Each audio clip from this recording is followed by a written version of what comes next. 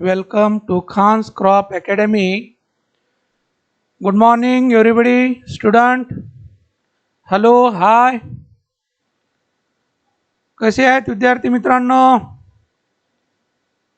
तर आज आपण crop science and agriculture science and technology standard 12 यावर आपण फाउंडेशन लेक्चर घेत आहोत. या अगोदरचं फर्स्ट लेक्चर आपण घेतलेलं आहे crop science, agronomy, agriculture, then kharif season, rabi season, summer season, cereal crop, pulses crop, oilseed crop.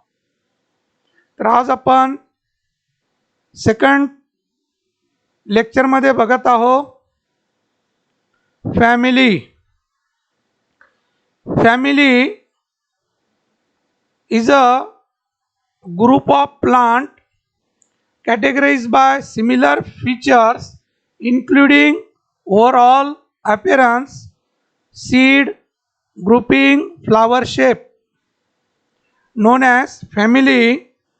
Then family is a term of group of plants similar characteristic, also similar features, then also overall appearance, seed or grouping, flower shape, etc. तर family म्हणजेच कुटुंब. तर या वनस्पतीचे, प्लांटचे सारख्या गुणधर्मावरून एक कुटुंब तयार केलेलं असतं की उदाहरणार्थ ग्रॅमिनी हे कुटुंब आहे. या ग्रॅमिनीमध्ये एक सारखे गुणधर्म असणारे जे प्लांट आहेत त्यांचं एक गट तयार केलेलं असतं आणि त्या गटाला नाव दिलेलं आहे ग्रॅमिनी. तसं जेवढे काही गवत आहेत, जेवढे सिरियल क्रॉप आहेत, हे सगळे ग्रॅमिनी या कुटुंबामध्ये इन्क्लूड केलेलं आहे. तसंच विचार केलं तर लेगुमिनोसा जेवढे द्विदल पीक आहेत ते वीड असो, क्रॉप असो किंवा मोठं झाड असो, सगळ्यांना आपण लेगुमिनोसा असं म्हणणार किंवा लेगुमिनोसी फॅमिली म्हणणार. तर सायंटिस्टनं अभ्यासाच्या दृष्टीनं त्यांचे कुटुंब तयार केलेले आहे. तुम्ही 10वीमध्ये शिकला असाल ऑर्डर, सब ऑर्डर, क्लास, सब क्लास. तसंच हे फॅमिली आहे. तर कोणत्याही क्रॉपची माहिती बघण्या अगोदर आपल्याला फॅमिली माहीत असणं आवश्यक आहे.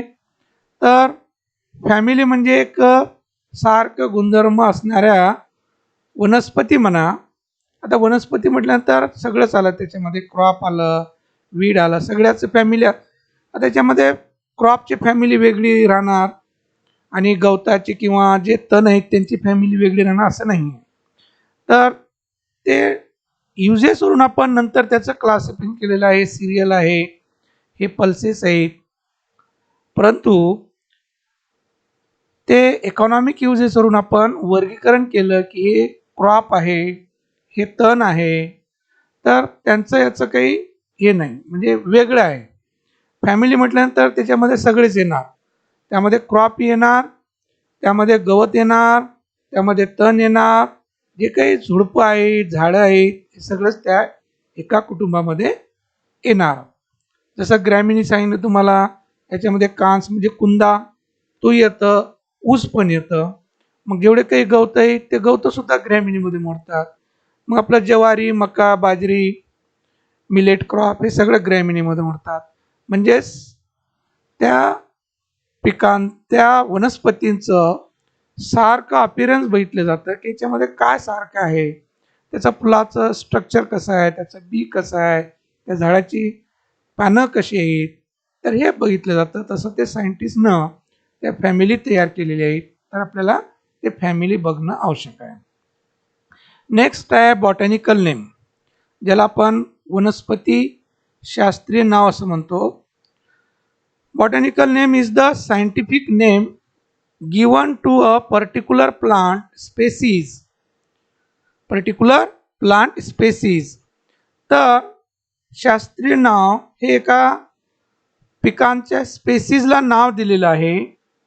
की सपोज उदाहरण घेतलं आपण जवारचं सॉर्गम बायकलर आहे, दुसरं सॉर्गम व्हल्गरी आहे.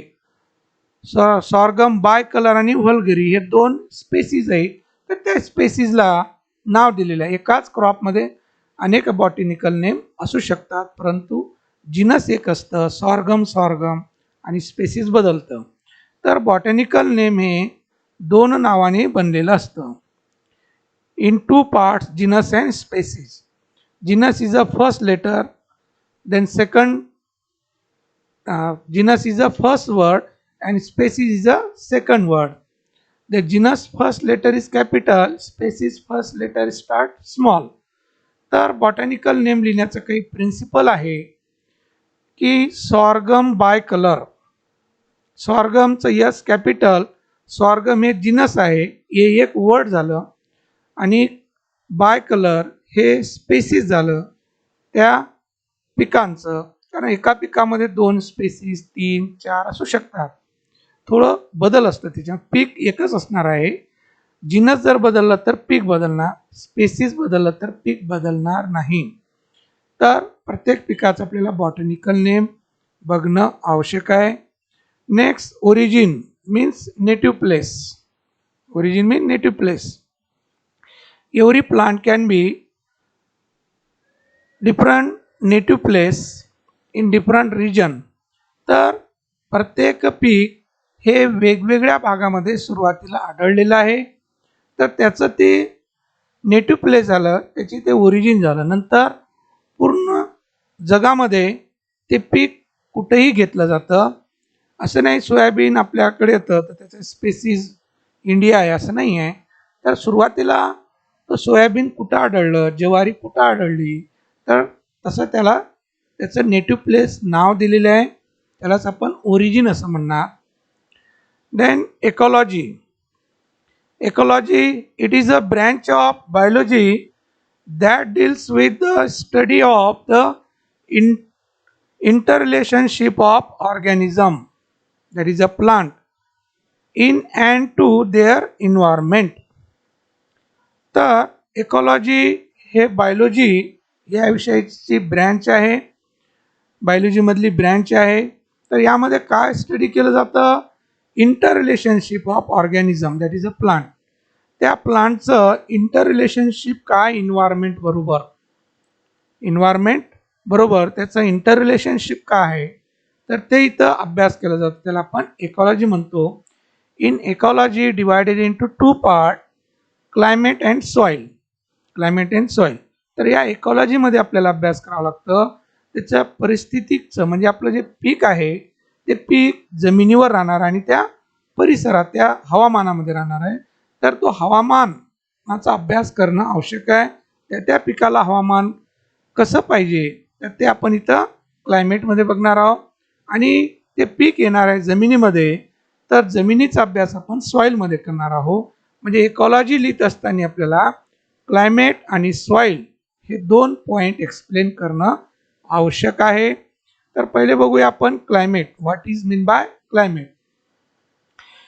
It refers to average weather condition during long period at a given place known as climate. काय सांगितलं आपण? एखाद्या ठिकाणावरचं बऱ्याच दिवसापर्यंतचं जे सरासरी काढलेलं हवामानातील बदल जे आहे त्यालाच आपण क्लायमेट असं म्हणणार. It refers to average weather condition.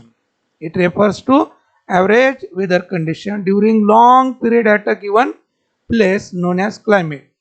एखाद्या ठिकाणावरचं बऱ्याच दिवसाचं सरासरी काढलेलं हवामानातील बदल त्यालाच आपण क्लायमेट असं म्हणणार. कारण की हे सरासरी काढलेलं असतं क्लायमेट. 10 वर्षाचं सरासरी पर्जन्यमान किती आहे त्या भागामध्ये आपण म्हणतो. मराठवाड्यामध्ये 375 ते 425 मिलीमीटर पाऊस पडतं. हे काय काढलेलं आहे? सरासरी काढलेलं आहे. काही वर्षी जास्तही पडणार, काही वर्षी कमी पण पडणार, पण एक ॲव्हरेज आपण सांगतो की मराठवाडा रिजनमध्ये हा एवढा पर्जन्यमान आहे. तेच आपण विदर्भामधलं सांगतो की 750 ते 1000 मिलीमीटर पाऊस पडतो विदर्भामध्ये. म्हणजे सरासरी काढलेलं पर्जन्यमान आहे तेवढंच पडणार असं नाही आहे. कधी जास्तही पडणार, कधी कमी पण पडणार. पण एक सरासरी 10 वर्षाचं सरासरी जर काढलं तर आपल्याला ते बघायला मिळतं. तसंच पिकांना आपण जे क्लायमेट सांगतो ते ॲव्हरेज सांगतो की व्हीट या क्रॉपला 7 to 21 डिग्री सेल्सिअस तापमान पाहिजे. हे काय सरासरी त्या पिकाच्या वाढीसाठी लागणारं तापमान. तर हे आपण पिकाबरोबर मेन्शन करतो. दुसरं एक टर्म आहे weather. It refers to everyday changes of atmospheric behaviour at a given place. आता वेदर म्हटल्यानंतर काय की एखाद्या ठिकाणावरचं दररोजचं बदलतं हवामान म्हणजेच वेदर. तर दररोजचं जे वातावरणातील बदल असतं जे आपण डेली सांगतो न्यूजमध्ये की दिल्लीचं तापमान कमीत कमी जास्तीत जास्त, चेन्नईचं कमीत कमी तापमान जास्तीत जास्त. म्हणजे आपण ठराविक ठिकाणाचं नाव घेतो की या ठिकाणावर कमीत कमी तापमान जास्तीत जास्त तापमान एवढं आहे. म्हणजेच आपण दररोजचं जे वातावरण बदलतो ॲटमॉस्फेरिक बिहेवियर, सकाळ दुपार संध्याकाळ हे पूर्ण हवामान वातावरणातील जे घटक आहे त्याच्यामध्ये बदल होतं ते सांगतो आपण वेदरमध्ये. तर दररोज न्यूजमध्ये जे सांगितलं जातं ते वेदर फोरकास्ट असं म्हटलं जातं, वेदर सांगितलं जातं. तर मराठीमध्ये आपण क्लायमेटलाही हवामानच म्हणतो आणि वेदरला सुद्धा हवामान म्हणतो. परंतु वेदर हे दररोजचं असतं बदललेलं आणि हे ॲव्हरेज काढलेलं असतं, वातावरणातील बदल झालेलं ॲव्हरेज 10 वर्षाचं 15 वर्षाचं. तर ते क्लायमेट. तर आपल्यासाठी क्लायमेट हे पिकासाठी महत्त्वाचं आहे. Then weather elements. आता वेदर एलिमेंट्स कोणते आहेत, वातावरणातील घटक कोणते आहेत, हवामानातील घटक कोणते आहेत. Then first temperature. सकाळचं टेम्परेचर दुपारचं संध्याकाळचं बदलतो. तर हे तापमान हे सगळे इंटर रिलेशनशिप असतात. तापमान आहे, रेनफॉल आहे ज्याला पर्जन्यमान म्हणतो आपण. रेनफॉल हे तापमाना हे इंटर रिलेशनशिप असतं एकमेकावर. लाईट आहे, ह्युमिडिटी आहे, विंड आहे, फ्रोस्ट आहे, स्ट्रोम्स आहे, ड्यू आहे. तर हे 5 मुख्य घटक मानतो आपण. आणि जे फ्रोस्ट स्ट्रोम्स ड्यू आहे हे फार कमी हवामानातील घटक आहे परिणाम त्याचा. तर हे 5 मेजर आहेत. तर हे मिळूनच आपण याला वेदर म्हणतो, क्लायमेट म्हणतो. हे घटक आहेत त्यामधले. नेमकं क्लायमेट काय तर हे तापमानात बदल, रेनफॉल, लाईट, ह्युमिडिटी, विंड हेच हवामानातील घटक आहेत. तर हे व्यवस्थित डेफिनेशन वगैरे लिहून घ्या. तर आपल्याला विचारण्यासारखं क्लायमेट आहे. डेफिनेशन आपला क्वेश्चन नंबर 1B मध्ये विचारलं जातं. डिफाईन क्रॉप सायन्समध्ये वेदर पण विचारू शकतात. तर हे दोन्ही डेफिनेशन पाठ असायला पाहिजे. नेक्स्ट पॉईंट बघूया आपण सॉईल. सॉईल मीन्स माती, जमीन ज्याला म्हणतो आपण.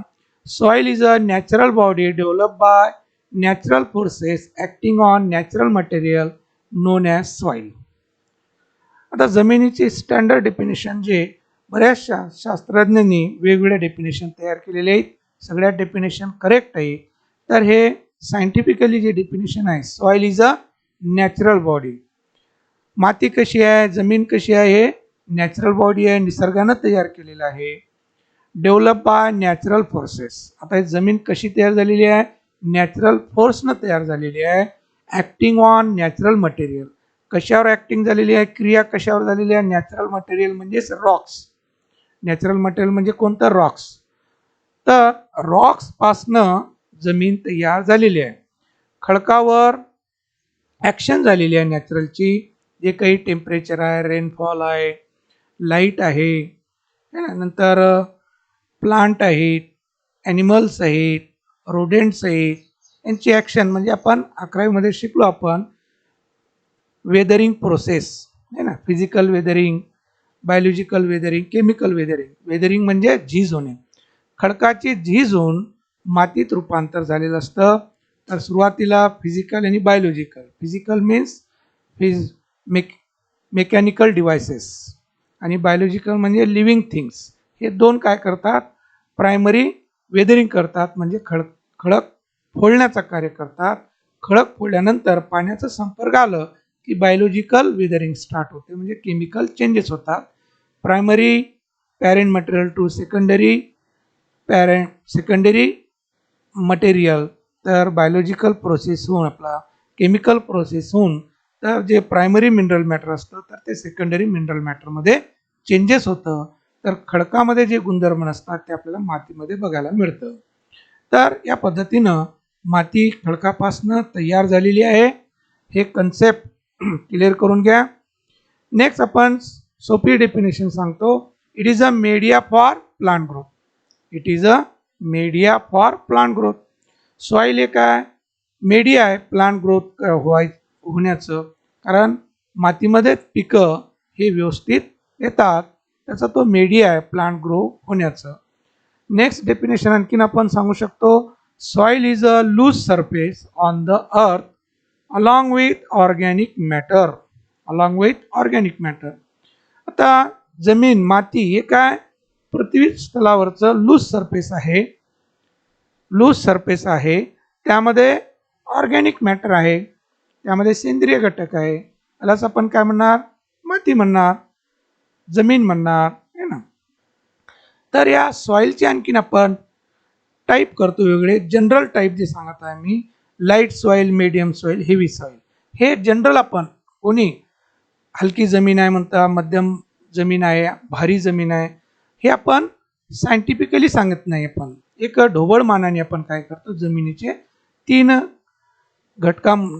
याच्यामध्ये डिवायडेड करतो ग्रुपमध्ये. जी हलकी जमीन लाईट सॉइल. आता लाईट सॉइलचा गुणधर्म काय असणार आहे, लाईट म्हटल्यानंतर त्यामध्ये लेस न्यूट्रियंट काय असणार आहे, लेस न्यूट्रियंट असणार आहे.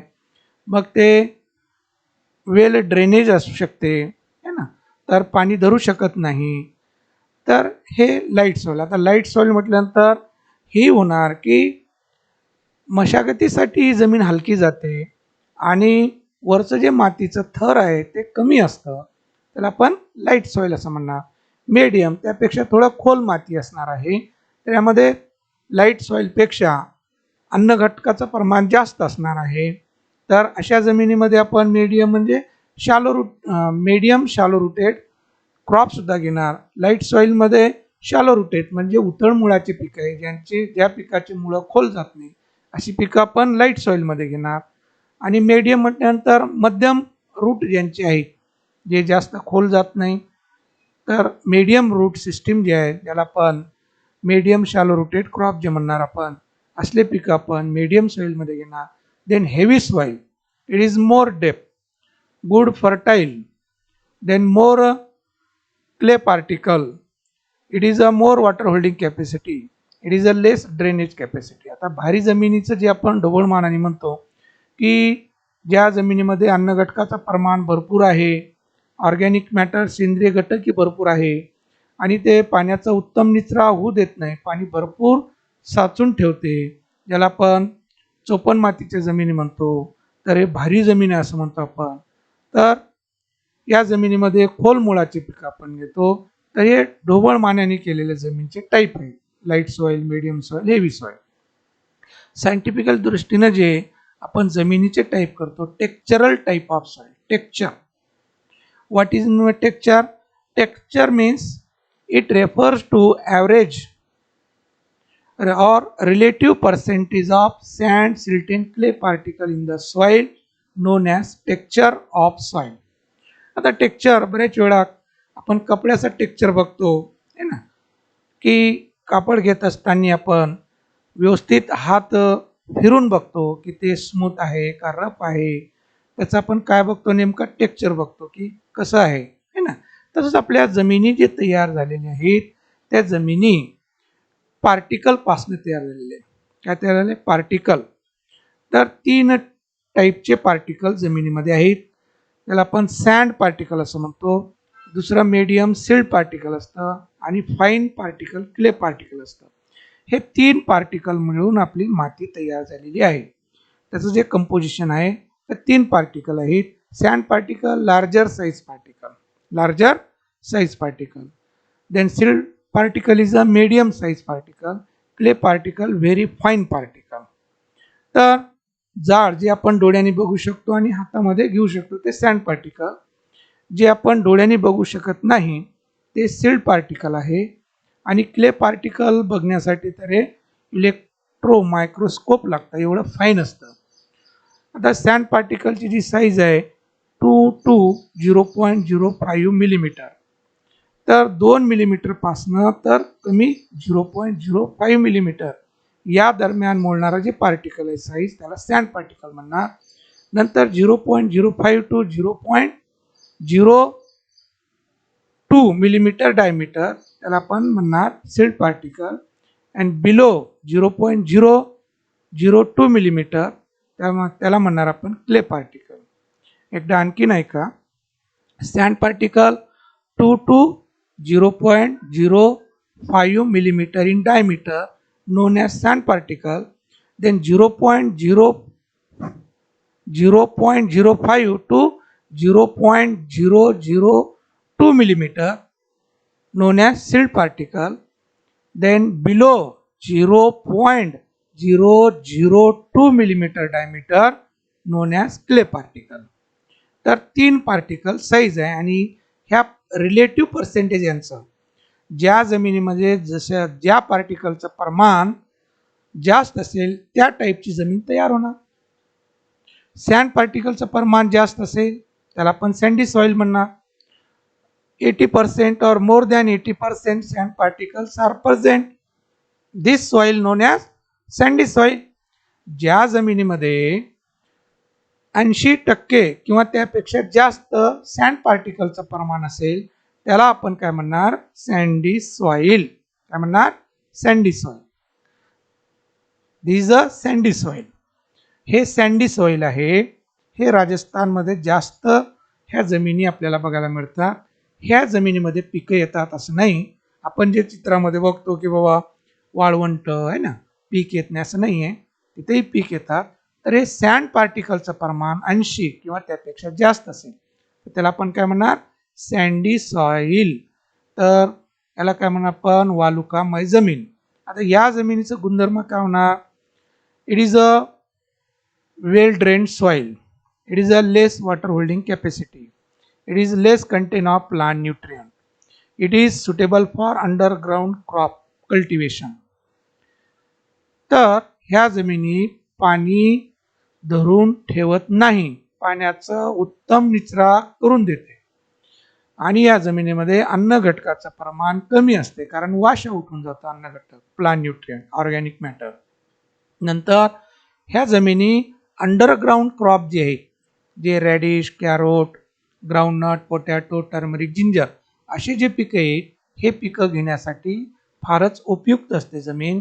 Then it is get fertile after application of maximum manures and irrigation. It can be productivity, increase the productivity. आता या जमिनी उत्पादकता देणाऱ्या असतात, परंतु कधी जास्तीत जास्त आपल्याला ऑर्गॅनिक मॅटर टाकावं लागेल, शेणखत टाकावं लागेल आणि पाणी लवकरात लवकर देणं आवश्यक आहे. म्हणजे पाणी उपलब्ध असायला पाहिजे, इरिगेशन फॅसिलिटी असायला पाहिजे, तरच या जमिनी उत्पादकता असतात. तर समजलं सँडी सॉइल. नेक्स्ट आपण बघूया loamy soil. Loamy soil. The soil having somewhat equal percentage of sand, silt and clay particle known as loamy soil. known as loamy soil. तर ज्या जमिनीमध्ये सँड पार्टिकलचं, सिल्ट पार्टिकलचं आणि क्ले पार्टिकलचं प्रमाण समव्हॉट इक्वल असतं. समव्हॉट equal असतं. काय असतं? समव्हॉट इक्वल म्हणजेच 31 to 39 या दरम्यान यांचं प्रमाण असायला पाहिजे. या दरम्यान तिघाचंही प्रमाण असायला पाहिजे. एकाचं 31 आहे, दुसऱ्याचं 33 आहे, तर तिसऱ्याचं 36, म्हणजे तिघाची बेरीज 100. तर असे म्हणजेच आपण सांगतो की 31 to 39 या दरम्यान तिघाचंही पर्सेंटेज असायला पाहिजे, म्हणजे टोटल 100. तर अशा वेळेस आपण काय म्हणणार, समवॉट इक्वल. तर त्याला आपण लोमी सॉइल म्हणणार. काय म्हणणार, loamy soil. This a loamy soil. Loamy soil, it is a good water holding capacity, good drainage capacity, then it is a more nutrient, it is suitable for growing all type of crop, it is very important for agriculture. तर ही जी जमीन आहे loamy soil, यामध्ये somewhat equal proportion आहे sand, silt and clay पार्टिकलचं. म्हणून ह्या जमिनी पाणीचे निचरा करते, पाणी धरून ठेवते, अन्न घटकही साठवून ठेवते, ऑर्गॅनिक मॅटरही आहे याच्यामध्ये, आणि ही जमीन आपल्या ॲग्रिकल्चरसाठी फारच उपयुक्त आहे. सगळेच पिकं या जमिनीमध्ये चांगले येतात. सगळेच पिकं या जमिनीमध्ये चांगले असतात. म्हणजेच पिकासाठी लोमी सॉइल हे फारच बेस्ट असते. जास्त पाऊस झाला तरी तग धरते, कमी पाऊस झाला तरी तग धरते. तर ही जमीन सगळ्याच पिकासाठी फारच उपयुक्त आहे. ही लोमी सॉइल, ही पण लोमी सॉइल आहे. तर ह्या लोमी सॉइल कशा येते, लोमी सॉइल आहे, तर हे फारच पिकासाठी उपयुक्त असते. तर ह्या जमिनी हे क्ले सॉइल आहे, हे क्ले आहे, फक्त हे लोमी सॉइल. तर ह्या लोमी सॉइल पिकासाठी फारच उपयुक्त आहे. तर उपयुक्त असण्याचं कारण की दोन्ही गुणधर्म यामध्ये आहे. पाणी साचून ठेवण्याचं, पाण्याचा निचरा करण्याचंही यामध्ये गुणधर्म आहे. म्हणून हे लोमी सॉइल फारच उपयुक्त आहे. आता या लोमी सॉइलचे आणखीन आपण तीन गटामध्ये विभागणी करतो. सँडी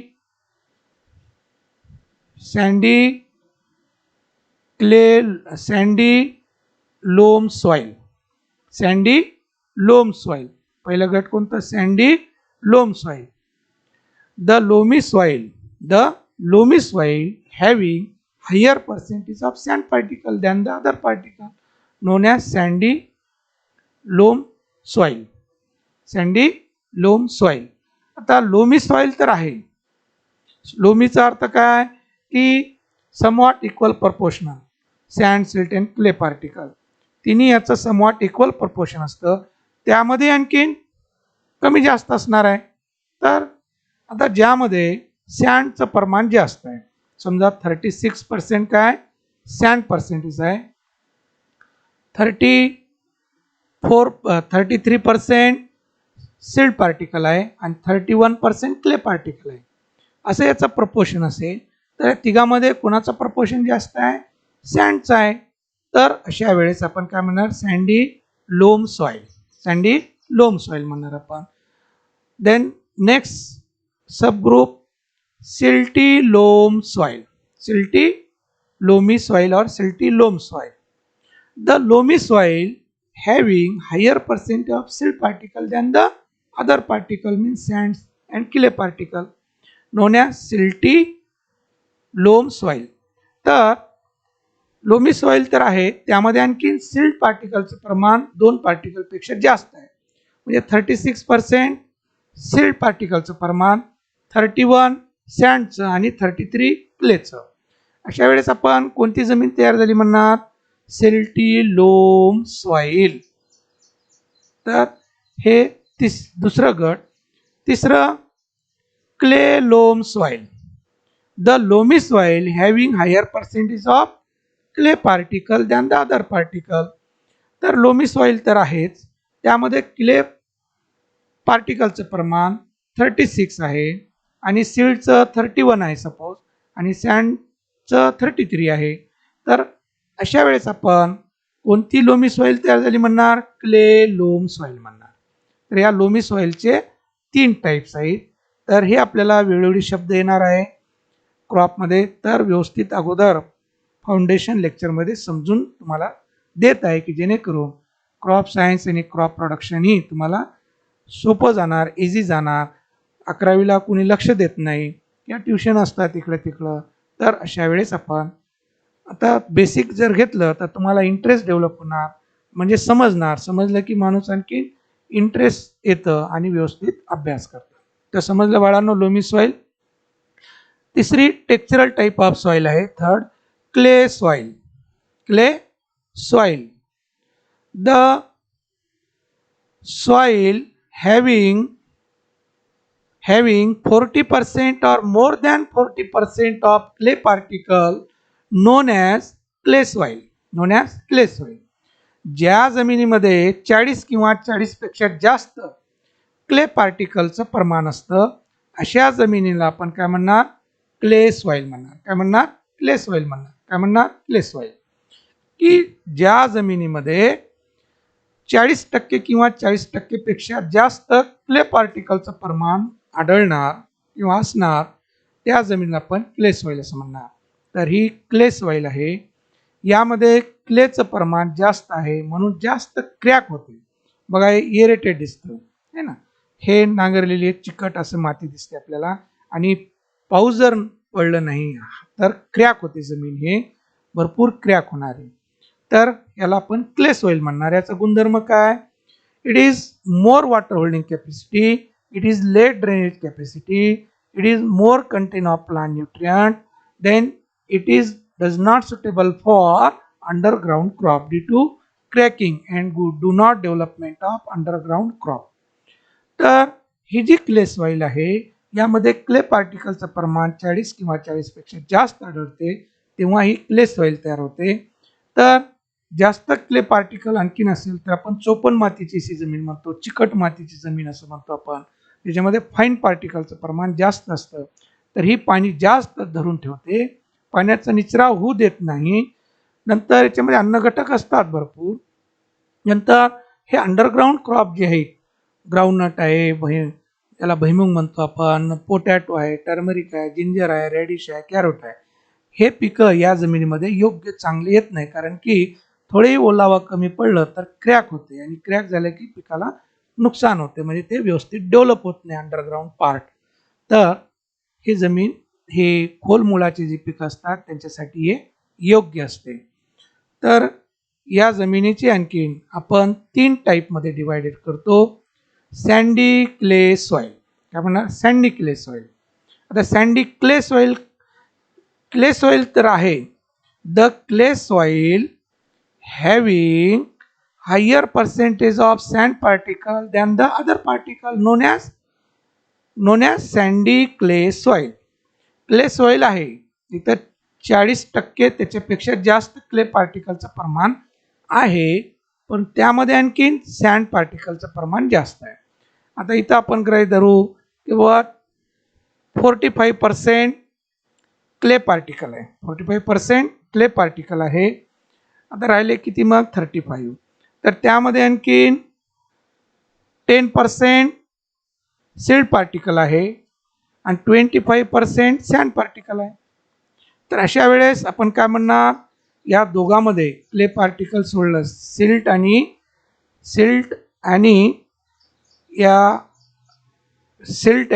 सँडमध्ये कंपॅरिझन जर केलं आपण, तर सँडचं प्रमाण किती आहे? 25. सिल्टचं प्रमाण 10 आहे, आणि क्लेचं प्रमाण तर 40 किंवा त्यापेक्षा जास्त असणार, तरच क्ले सॉइल होणार.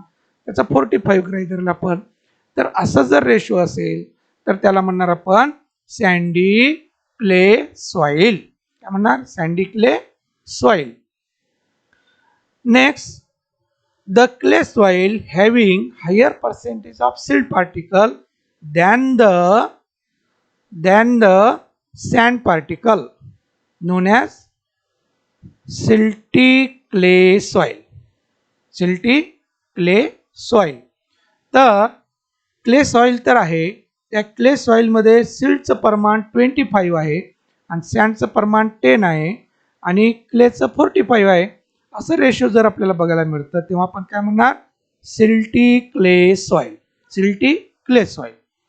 Third, fine clay soil. The clay soil having higher percentage of clay particle, that is a 60% clay, and then 20 percent silt particle, 20% silt particle known as fine clay soil, or also 70% clay particle or 80% clay particle. तर this soil known as fine clay soil. आता याची इथं जास्तच प्रमाण असते clay पार्टिकलचं, ज्याला आपण चोपन माती जमीन म्हणतो. तर हे 60, 70, 80, 90% पर्यंत हे क्ले पार्टिकल आपल्याला बघायला मिळते त्यामध्ये. तर त्याला आपण म्हणणार क्ले, फाईन क्ले सॉइल म्हणणार. फाईन क्ले सॉइल याला फारच चोपन मातीच्या जमिनी, त्यामध्ये क्ले पार्टिकलचं प्रमाण जास्तच असतं. तर आपण काय सांगितलं, सँडी म्हटल्यानंतर 80 किंवा त्यापेक्षा जास्त सँड पार्टिकलचं प्रमाण. लोमीला काय म्हटलं आपण, समवॉट इक्वल प्रपोर्शन 31 to 39 या दरम्यान असणारे, तिघाचे प्रमाण या दरम्यानच असणार, त्याला आपण लोमी सॉइल म्हणणार.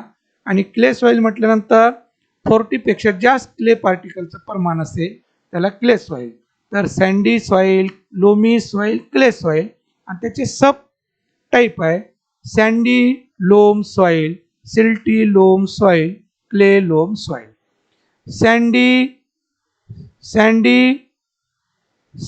Clay soil, silty clay soil, fine clay soil असे त्याचे सब ग्रुप आहे. तर व्यवस्थित इथं आपण जमिनी दाखविलेली आहेत. हे स्ट्रक्चरवरून हे सँडी सॉइल आहे, हे लोमी सॉइल आहे, हे क्ले सॉइल आहे आणि हे पण क्ले सॉइल आहे. हे पाणी कमी झाल्यानंतर कसं स्ट्रक्चर तयार होतं जमिनीचं ते दाखविलेलं आहे. तर कोरड्यामध्ये माती हे पूर्ण क्रॅक होते, भरपूर क्रॅक होते. तर हे शब्द तुम्हाला वेळोवेळी येणार आहेत, म्हणून अगोदरच व्यवस्थित एक्सप्लेन करून देत आहे की जेणेकरून तुम्हाला प्रॉब्लेम येणार नाही. तर व्यवस्थित बघा, डेफिनेशन लिहून काढा आणि इथं आपण थांबूया. थँक्स. जय जवान, जय किसान.